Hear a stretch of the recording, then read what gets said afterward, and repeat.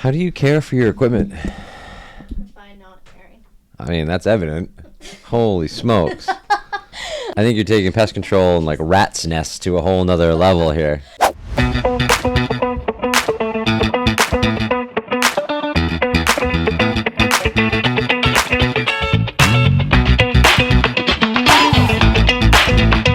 We're starting a new journey. How do you feel about it?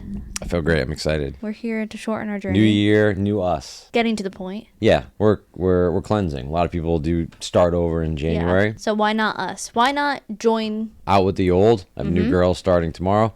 And get We out of do? here. Oh, I thought like you meant like for the company. I meant in your role. And then I thought that'd be weird. It's a Friday. That'd be a weird start day. It's amazing that you put that two and you're able to think that Friday was a weird start day, but my joke went right over your head. Yep, that's I me. feel like this is moving. Probably. No, it probably is. There we go. We're talking about time management and productivity today. Okay, love it. What are some tips on I feel like you're a good time management person, except for today, because today you actually were a little bit all over the place, but that's because everyone needed you. Yes. Yep. As often the case. Not only on the business side of things, but you helped one of our employees With figure some, out yes, a situation there's a little with their situation going on. Yep. I think I was put on this earth to help. car. Okay. And you know why I know that? It Why? brings me great joy to see help? people happy. And so if I can help facilitate that in whatever capacity that is, Okay. I do that. So, what are some small changes you've made that make you happier with your time management and productivity within your schedule? Prioritizing. So two things, prioritizing and habits. This is definitely a habit that Is it moving? Jaden doesn't know I how feel to like- tighten this thing. Okay. Does a great job though. Otherwise, so there's a great book, Atomic Habits, or The One Thing, and basically, putting first things first. So prioritizing your life, getting the big things done, and then on to the next. How do you decide what to prioritize for yourself? I mean, I suppose you could write a list. I'm usually, I would say that actually I do that on some level. And maybe sometimes it's a mental checklist, but just identifying. And I think it's also important to identify like a few big things, right? Right. You can't have like 20 important things. When everything's important, nothing's important.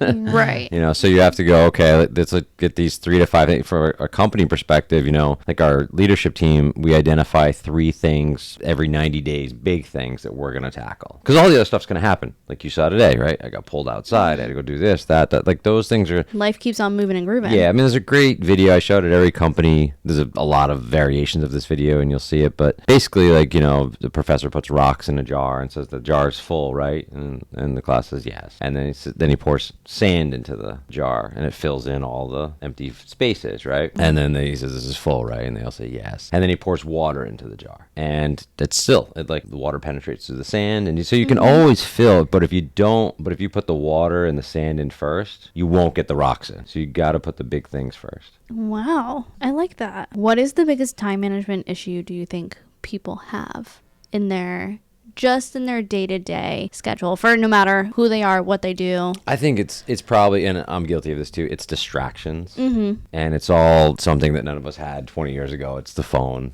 You know, and it's everybody's on email or social media, and those things are what they are, but it's that you get notified. You get notified, and or you're like, you have a break and you go, I'm gonna check something just real quick, and then you know as well as I do, once you're down the rabbit hole, right? I saw something today actually where someone was saying, I forget what they said exactly, but it was basically don't invite people into your bed, or don't invite them, but listen, Okay. don't invite them into your bed. And it was about when we first wake up, the first thing we want to do is go on social media. Okay. And that's Oh, inviting got it. Okay.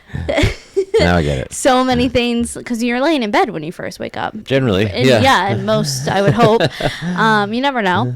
And so that's they're saying, like, don't go on your phone first thing in Yeah. the morning. That's when you're inviting people. And that's kind of the riffraff of how you're starting your day. Yeah, I will say, I think social media especially, I will say I know I've seen a lot of people that are successful and whatever that means necessarily that do check their phone right away. I don't. I think that goes back to a good time management too, is like what you set in motion carries in motion. I think having a strong morning routine kind of sets the tone. I know. Should we close it out? We're going to wrap it up. Do you want to, like, should we? That's how we end it. Okay. We need kicking some equipment. Jeez.